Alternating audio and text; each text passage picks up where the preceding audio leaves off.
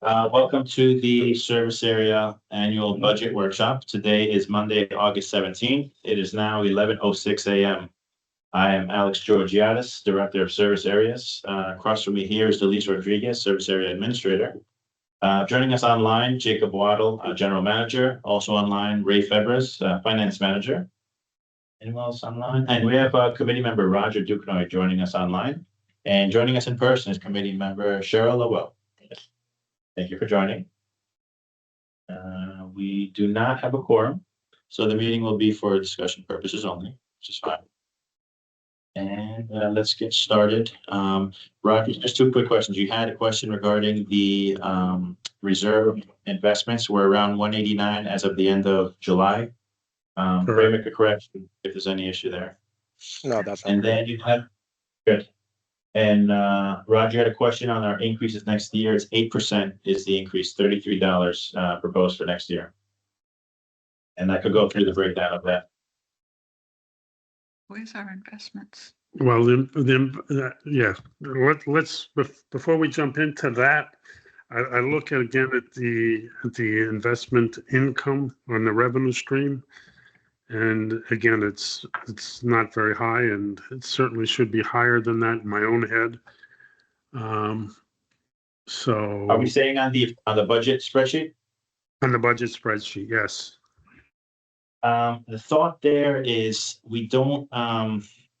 It's not included on next year's projected because it's not actualized, not realized. So we decided to adjust the reserve line next year. So we'll see where our budget on reserve is and then make the adjustment next year accordingly. Yeah, we talked about that last year, and I think I got the same answer. Okay. Does the year keep changing? I guess it does change every year. So basically, when we're going to look at our year end this year, and then we take into account the interest earned. Right, Ray, just confirm. Our year end balance will include our interest earned on those reserve balances. Yeah, last year we had these conversations and we ended up adding a projected number on the interest income that we might receive for 2026. We can do the same for 2027. Jacob, do you have any objections there? We can make a projection based on the current investments that we have, and if you guys want to invest additional funds for next year, we can also take those into consideration, and we can add an interest income number there that will help you lower your assessments. Now, please note that unless we liquidate those investments, that income is not actually going to become cash for you to be able to run the day-to-day operations. It'll just help you lower the assessments for next year. Correct, but I mean, it essentially is in our possession as CDRs, and in an emergency we could always break the CDR, so it is for all intents and purposes available to us. Yeah, and just a note on that, if you decide to liquidate a CDR before its maturity date, you'll have to pay some penalties to the bank. Right. Correct. Would this be, I'm sorry, I had someone in my walk into my office and need something when Mr. Duquesnoy was making the suggestion. Would this be in regards to CDRs for your reserve or operating interest? Operating. Actually operating, but also, you know, if we're at 189. Is that ahead of schedule? At the end of the year, we're supposed to be at 191. So I think we are still slightly ahead of schedule vis-a-vis what's on the reserve schedule. I'm assuming what's in here for 2016 on the reserve schedule, and I found it from a couple years ago. If it's, you'll need to make sure you're looking at the 2024 reserve study and schedule, because correct. Okay, just wanted to make sure. Yeah, so I am. A chart here that says we're looking at that your anticipated reserve balance. And I'm sorry, Alex, you can speak on this too if you, as far as where they are with their anticipated. Let's just make sure we're looking at the right document, because we're showing, according to reserve study, we should be at 245 at the end of this year, and we're anticipating 239, so a shortage of about 6,000. That's Let's make sure we're looking at the same documents. Hold on. At 245, yes, at the end of the year, correct. Okay. Yep, and we're anticipating actual at 239. So a few dollars short. We're tracking relatively well, but minor shortage. Yeah, that's actually what would be helpful if you can send out the balance sheet with, I have no visibility into it. And again, I think my password happened to expire today, so I'm struggling trying to get reestablished. So I have not, if you sent it this morning, I didn't get it yet. But to me, a P&L statement or budget means very little without a balance sheet to tie it to. And why is it that we're behind on our total reserves?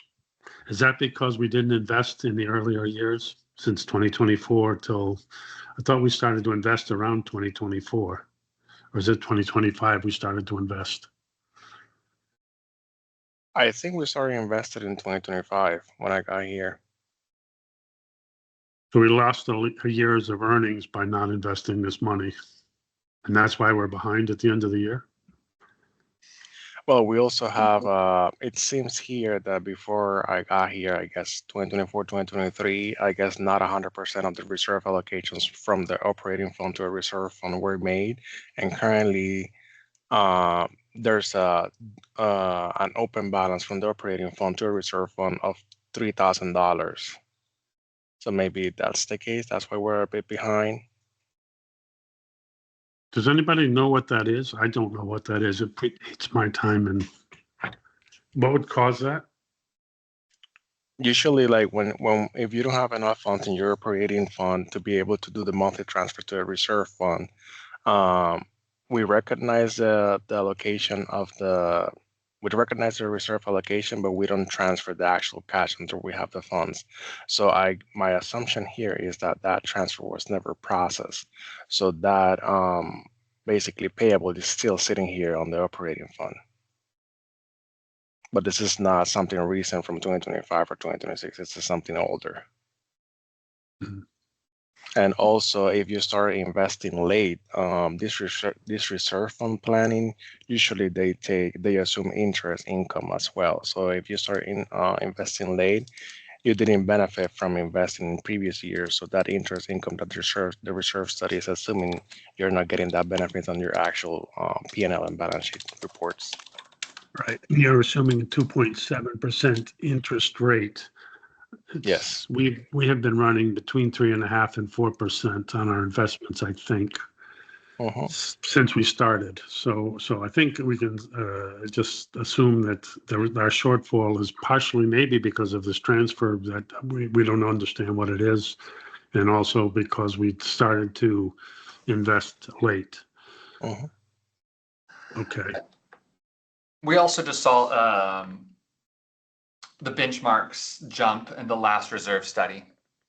So where you might have been tracking fine with the 2024 reserve study launched, it might have just said, well, based on new assessments of these numbers, your funding needs to be increased, which now puts you behind just based on the study, not based on any financial input of prior years. Okay. And when is the next study due? Next studies are being Next year. done next year in 27. And Roger, just a couple of notes on being behind on reserves. Looks like we came into 2026 about $2,000 short.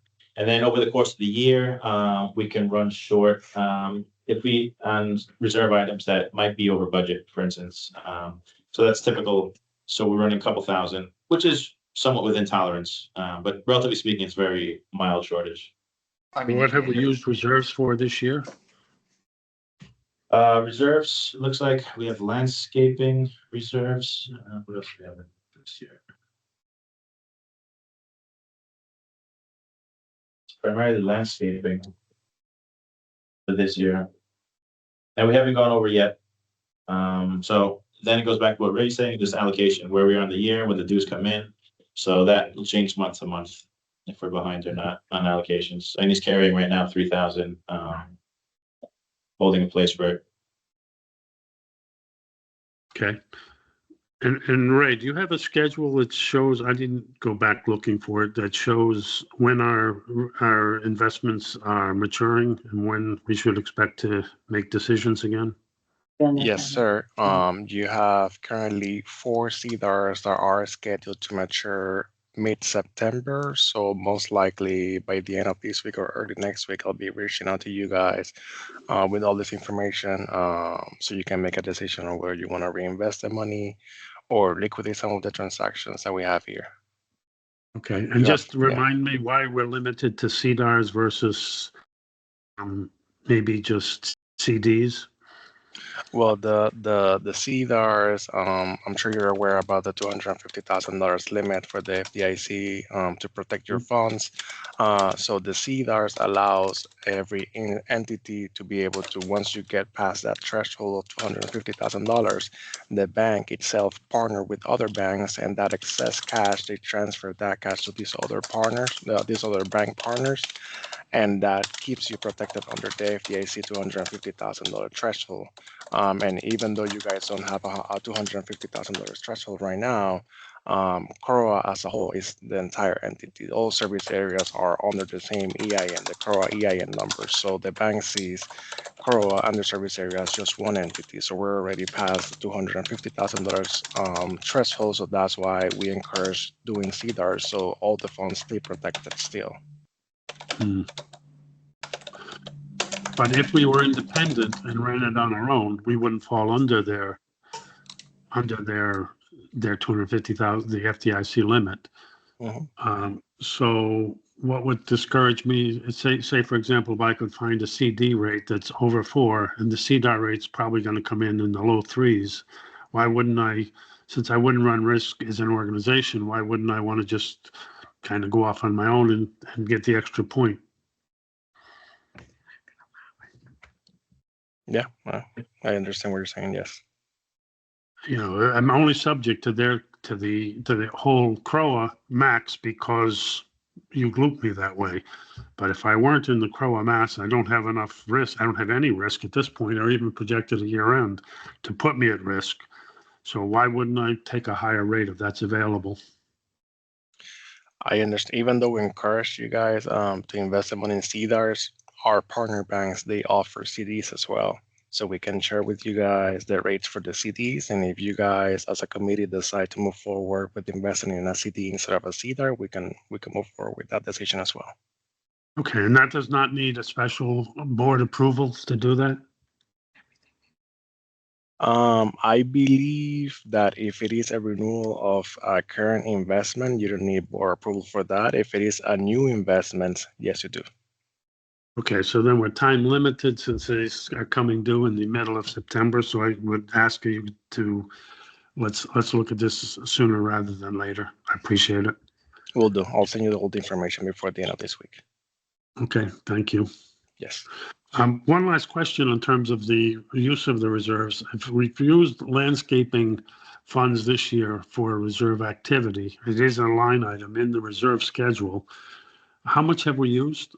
Again, I have not been able to access the current balance We sheet. have allocated for the entire year 39.48.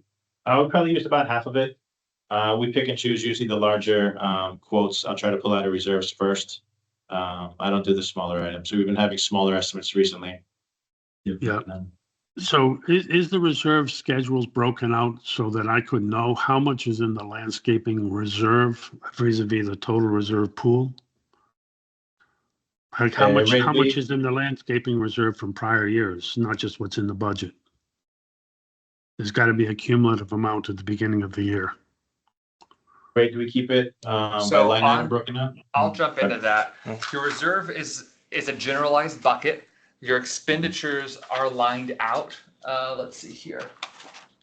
And it's more of this is an expenditure guideline, meaning it's approximation of what you should be just so you remain on your annual budget benchmark. You sit at a solid line of, let's see here, of just over 3,500. Let's see here, yes. So actually it reduces after this year. So you're at just under 4,000, and then you're going to drop to about 2,000 for 1, 2, 3, 4, 5, 6, 7, 8 years. So you're funded every year on landscape improvements. It's the only line funded every year, but it is funded at that nominal amount of just a couple $1,000s. Okay. if there were, this is something that, yes, with committee, collaboration, we can look at doing larger projects. Let's say it's time to replace all hedges in front of the townhomes, just hypothetical. Of course, that's, you'd like to most likely do that as a one-time blitz, not do it as a multi-phased, multi-year project. You could make the case that you're using maybe 4x your allocation for expenditure on landscaping in 1 year, knowing that you plan to do a reduction in the following years to kind of balance that out. Mm-hmm. Mm-hmm. Okay, got it. I'd say, and that's why you also see landscape in your operating as well. So if it's anything to adjust community standards, typically those are hit your operating, and your reserve is more, as Alex mentioned, for your larger projects, which is larger rip outs and full replacements. So you don't have those big hits on operating. Mm-hmm. Right, Alex. Again, this year, under the landscape not in contract, there's nothing projected, but does that seem Probably by the correct? time this one hit, let me just see where we are here. Yeah, by the time we prepared this, it's probably still pending with the board to put in there. So a couple $1,000s worth of bills I'll probably allocate. It's just an allocation really. So I select which bills will go into reserves as opposed to operating as well. We have out of contract. So I have two mini pools basically to pull out of. I try to exhaust reserves first just to make use of them. But then at the end of the day, it's sort of a general pool with the reserves. So it stays in there. We have our sort of plan for the year, which is we go by the reserve study what to use, but we don't exceed that. We try not to anyway. And then if we have a balance, it'll just stay in the reserve pool, roll over to next year.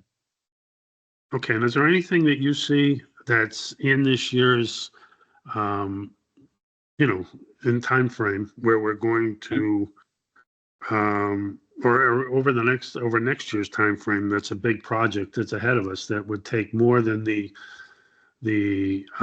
reserve pool plus $5,000? It just seems extreme. I think we're not in terrible shape right now. No, we're tracking relatively well. Again, we're just a couple $1,000s off of the reserve expected balance for the end of the year. That's our sort of our milestone that we look at. We anticipate next year, the reserve study, our numbers might jump a little bit. We've seen that across the board, costs of labor and materials. So we anticipate, the same reserve study, but the numbers may jump. So that might be something to be prepared for next year. But again, we look at the year-end balances that we track for, and we don't have anything planned for Greenlawn. It's all landscaping, I see.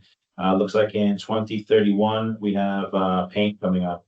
And that one is allocated at 78,000. So let's see if that 78,000 remains at 78,000 after next year's reserve study. That'll be a good indicator.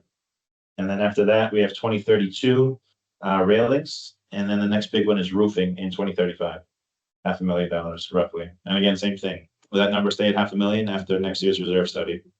I guess is no, but maybe. Let's see. Yeah, I'm just looking at the operating budget and wondering why we would need to put $5,000 into a plan when we have some money that we could pull out of reserves. I'm not saying it should be zero, but it just seems like $5,000 is a lot considering we have nothing big in mind. You're saying to use reserve funds for operating? No, I'm saying in the operating budget for next year, you've got $5,000. Plus, you've got the use of the reserves that are being built next year. And I'm just looking, I just don't see a lot. I don't see that kind of money being spent above and beyond the contract. Unless there's something specific in mind, I'm just kind of, we're tearing out the entire process. Well, I'm just not sure. No, That's I see what you're saying. $8,000 or $9,000. I could give you where we're tracking overall in landscape budget this year. We're not, I would say we're approaching 75% of, I look at the sum of operating and reserve landscape allocation. So I would say we're approaching 75% and we're in August. And I still try to leave some for hurricane cleanup and whatnot. So I'm not going to try to do too much in plan upgrades till real end of the year. But we are using most of it, if that's where you're getting at. It's not showing here year to date. But once it gets, it's basically pending. It's not cash paid yet. But I'll give you a breakdown of year-to-date expenditures, operating and reserves in landscaping. But we are, again, roughly 75%, I would say, consumed already of the annual budget, combined reserve and operating together. That's how I look at it. I combine them and I say I have, I forgot what the number is. Maybe it's $12,000. Oh no, it's 5,000 plus the 4,000. So say it's about $9,000 total out of contract budget. So out of that 9,000, I want to say we're approaching 75% used or about to get used. Does that make sense? Okay. Yep. I'll give you a breakdown of my tracking for this year. Yeah, I'm more concerned about, should we look at more than 5,000 or even $5,000 for next year? I'm just kind of, this is the out of contract stuff. I just don't know what that would be. Yeah, these are plant upgrades, sod. I mean, we've done a bunch of sod this year. So I don't anticipate major work. Our easements are looking good. Most of the yards are looking good. But I don't want to decrease it. I didn't increase it either. Most service areas, I did increase it, just based on cost of material going up. But in this case, I left it flat, which I think was relatively conservative. But I'll show you the breakdown of what we spent to date, and we are using it. It's not an unused line item, if that's your concern. Yeah, well, my concern is we got a 7.9% increase over year, and we have whatever, general inflation, whatever, 3% or whatever. And a significant part of my landscape business of the entire budget is still locked under contract. So if that weren't locked under contract, I could easily exceed 10%. So something is off in my head. Why is it that I've got almost 18,000 of my 41,000 locked in by contract, and yet I'm still going up by 8%. Okay. Yeah, the reserve fund allocation is jumping up. I was going to go through the numbers line by line. The reserve allocation is going up almost 12%. So this year we were putting in about 53,000, and we're going up to 59,000. So that accounts for almost 12% of the increase right there.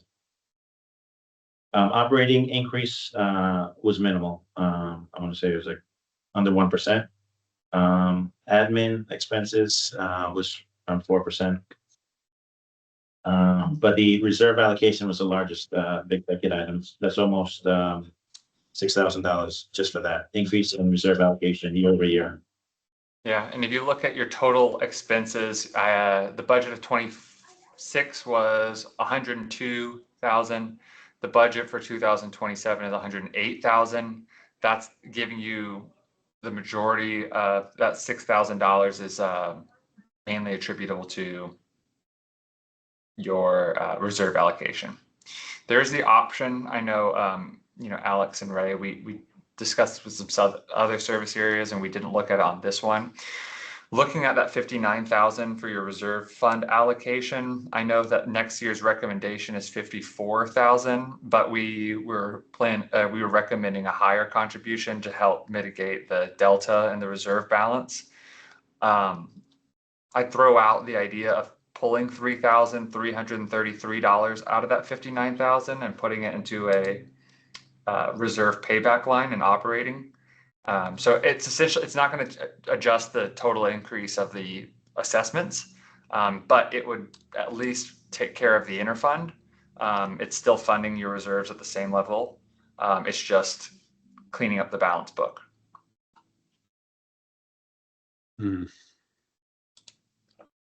So that would clean up the payable between the operating fund and the reserve fund.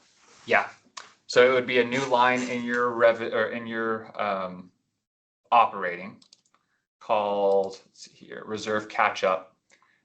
You'd fund that at 3,000, your full amount, and then by the end of that, and we'd reduce for 1 year, or we'd reduce the allocation for your reserves by that 3,000, so it doesn't cause any increases to your budget, but it also won't cause any decreases.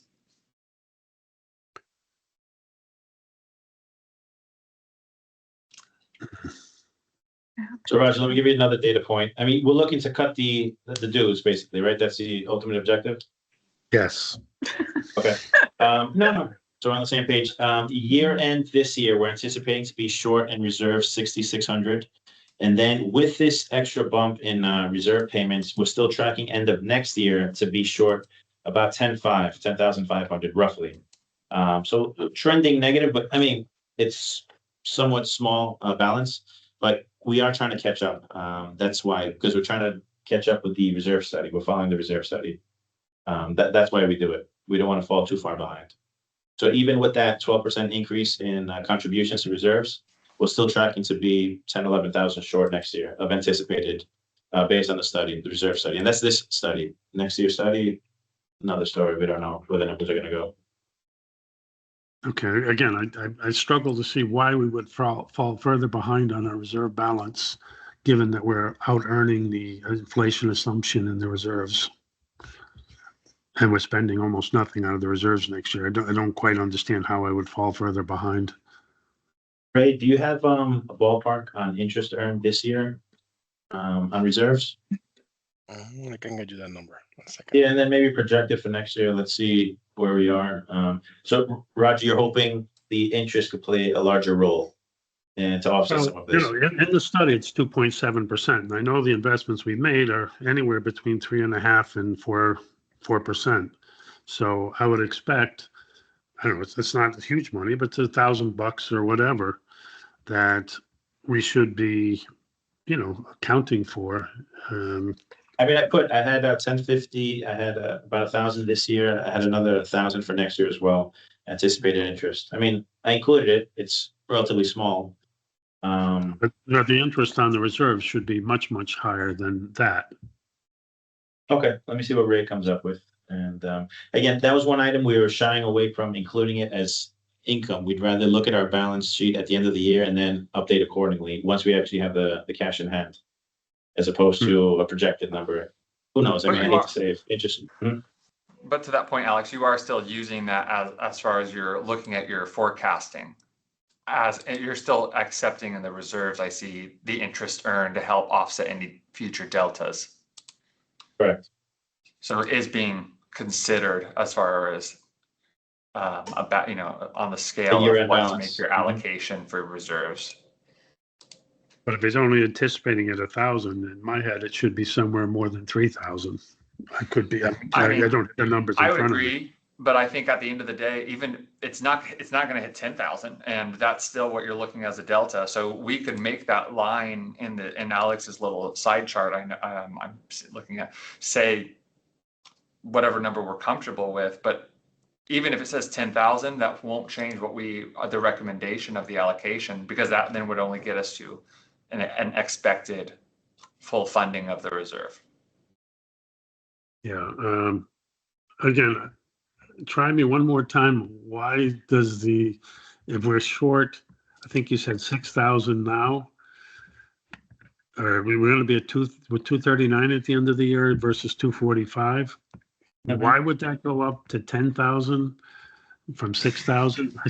I'm still kind of lost on that when I'm earning more than what's in the study. I'm not spending any more. I'm earning more, and my deficit in the reserve grows by $4,000 at the end of next year. I don't quite understand why. I mean, for next year, I had $1,000 anticipated interest.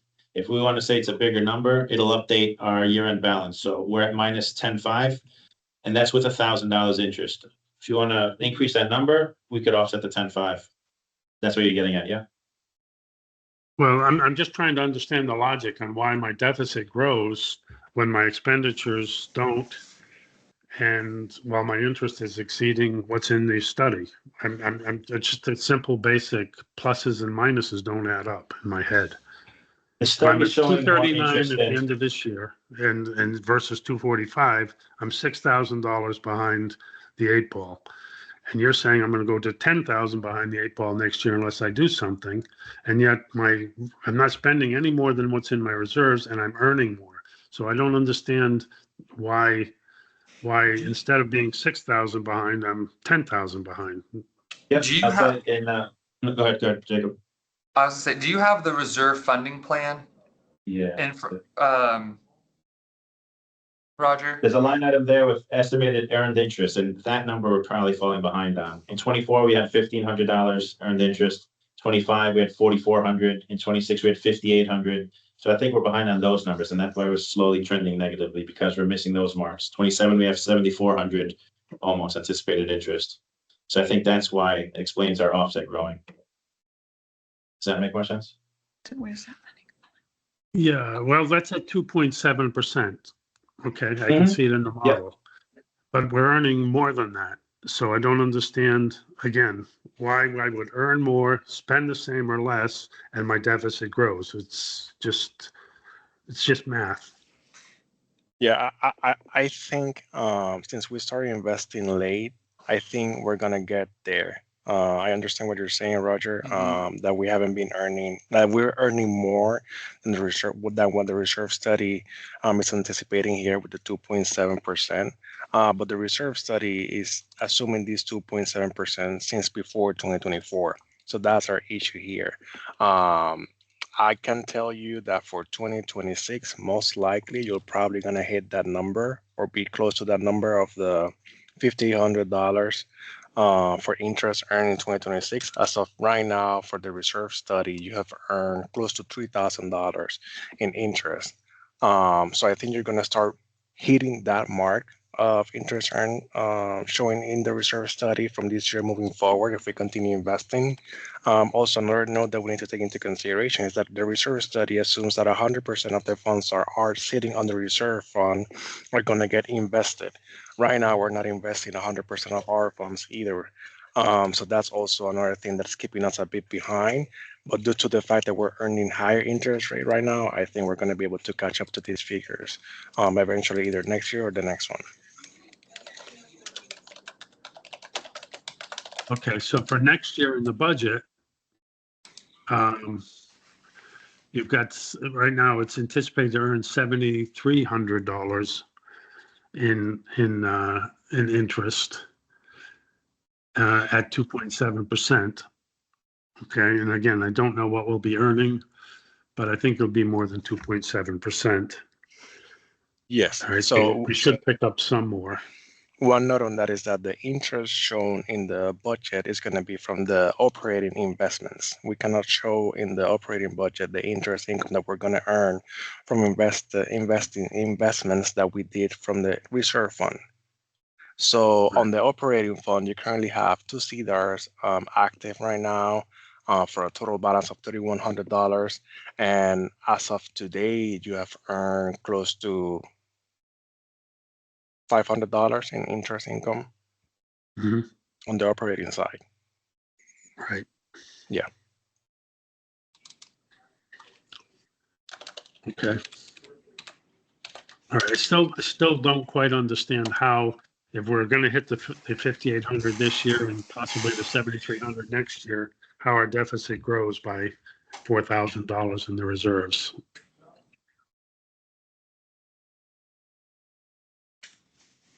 You're right. So Roger, if you're saying, we estimated $1,000 for this year, interest. So Ray, let's say saying it's 3,000 right now. So that'd be a $2,000 difference. So 6,600 will go to 4,600. Just looking at it flatly based on today's income. Does that make sense? So that year end expected delta would fall from 66 to 46, assuming we have $2,000 more in interest. I'm not sure what the 66 and 46 is. We're anticipating end of year delta on the reserves to be 6,600 short, with $1,000 of interest earned. And Ray's saying we already have 3,000, so that's $2,000 more. So that 66 should fall to 46 just based on that new info. Right, and I think the realistic estimate is going to be closer to the 5,800 that's in the reserve study. Yeah, it's going to be more than now, obviously. And then next year, same thing. We have 1,000 showing as interest earned next year. So again, that's why we're trending more negative. So if we think we're going to have 7,600 next year, so the 10.5 anticipated. Yeah, I think we should stick, for estimating purposes, which I think the reserve study is already conservative at 2.7%. I think we should stick with the interest in the reserve study, and at least being conservative. I don't see us falling below 2.7% the next year. I'm old and retired and don't keep up with everything, but from what I can see, we're not trending to 2.7%. So I don't think we should be increasing our collection through assessments different than the reserve study when we're holding ourselves to the fact on the reserve study. You know, whether we move the whatever 3,300 back into the operating budget, that's a whole nother story. We can get cleaner by doing that. But I think for interest purposes, we should be including what's in the reserve study and not being ultra conservative in making our fees go up. So, Okay. if I can say something else, as of July 31st, Roger, your balance on the reserve fund, it's $225,000. I'm looking at the reserve funding plan here, and I think we talked about this earlier, that the expected ending balance for the reserve fund for Greenlawn for 2026 is going to be $246,000. We still have to make an additional 5 monthly allocations from operating to reserve from August to December. Your current allocation amount is $4,400. That's going to be a total of an additional $22,000 that we're going to be transferring from operating to reserve. If there are no additional expenditures from the reserve balance, you should hit that $245,000 mark at the end of 2026. So you shouldn't have a deficit compared to the reserve study plan, unless there are additional expenditures for the remainder of this year. Yeah, can you guys give me just 30 seconds? Just something urgent just came in, but I'm good. give me a second. No, I got it. From Dan? Yeah. I got it. I'm taking care of it. All right, you're taking care of it. Sorry. It's like my son's car broke down or something. And I was just trying to respond. I I got it. have a proposal. Based on Okay. all this review, let me share a working sheet. All right, can you see my screen? Yes. Okay, so this is the budget we're looking at right now. Couple things we could do here. So we're looking at a 7.9% increase. If we slid in the reserve catch up, if I can spell. What if we addressed the interfund at a half or payback in 2 years. This year? So that's just about 16. Let's make that what, 1650, 17. If we do 1700, just over, it'll make next year's a little less. Disregard that went up to 9%. Let's in this exercise reduce the allocation to the recommendation in the reserve study, which is at 56,400. Since this work or this discussion has kind of precluded that, we think that the reserves are. It's the other way around, Jacob. It's going to be 54,600. Thank you so much.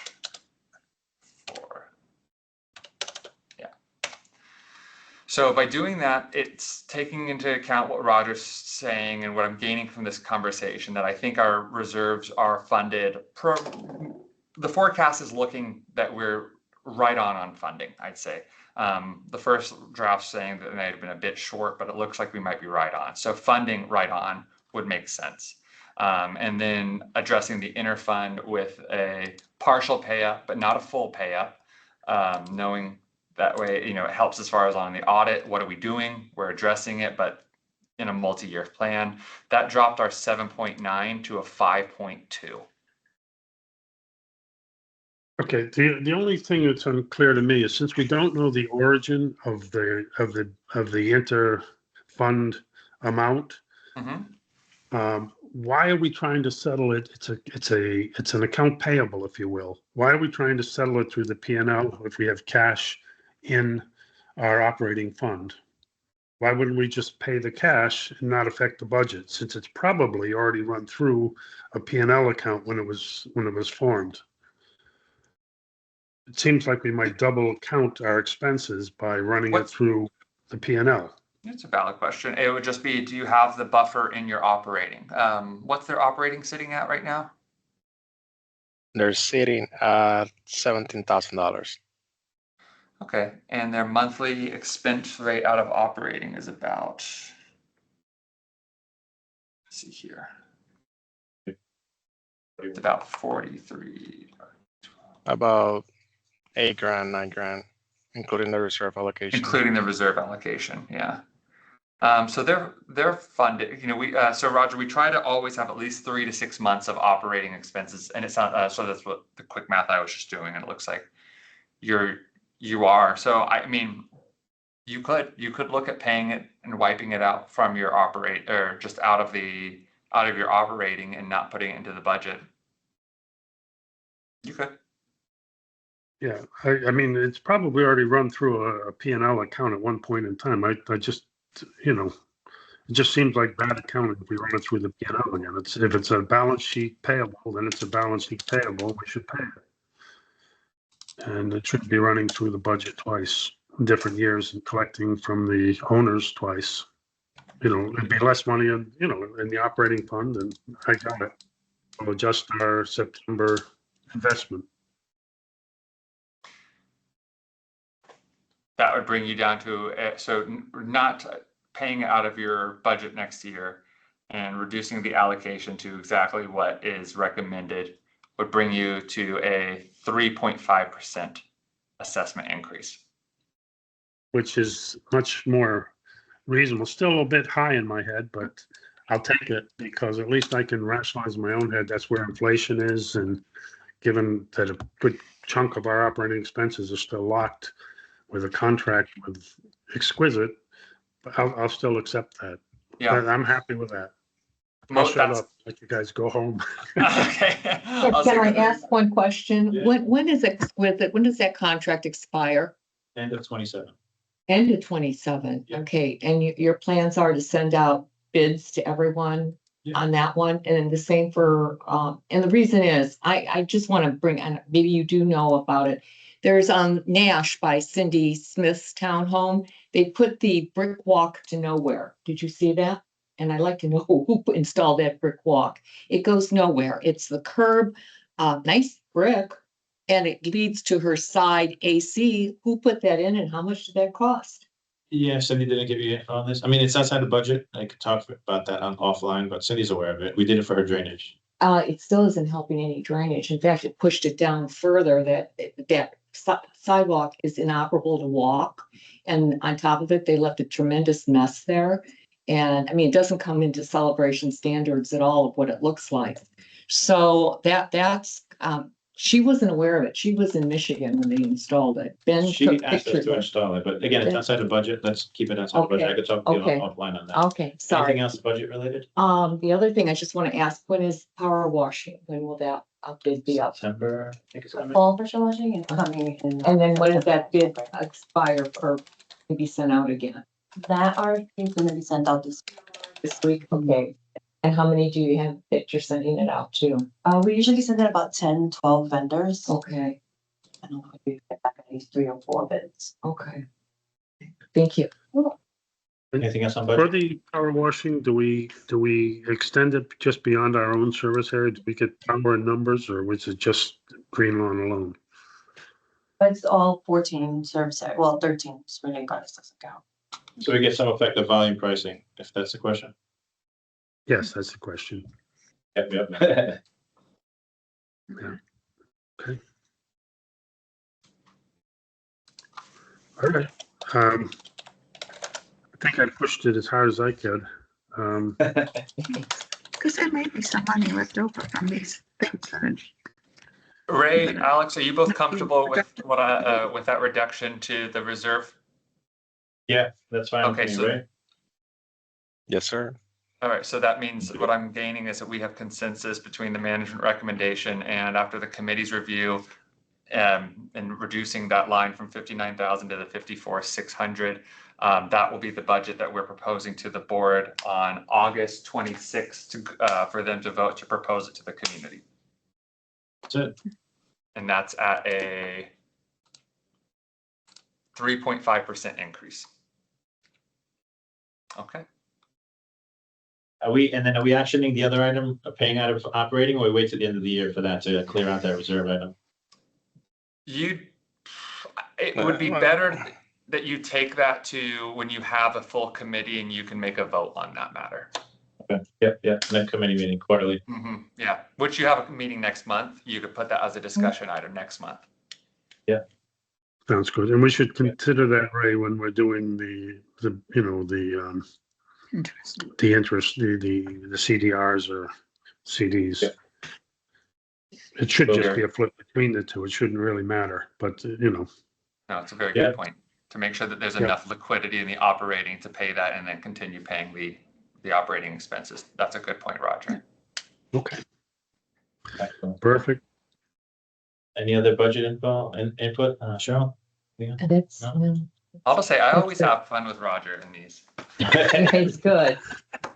He makes sense. He makes sense. Yeah, He's, he at does. least He comes logical. in with good points. That's why we like having these budget reviews with the committees, because, it provides another, better or more perspectives, get us a better outcome. Excellent. Perfect. Old retired guy who still thinks he knows something. Apologies to Oh, all you of do. you. You do. Uh-huh. All right, Well, guys. thank you everyone for joining. If there's no further input, we'll conclude our meeting.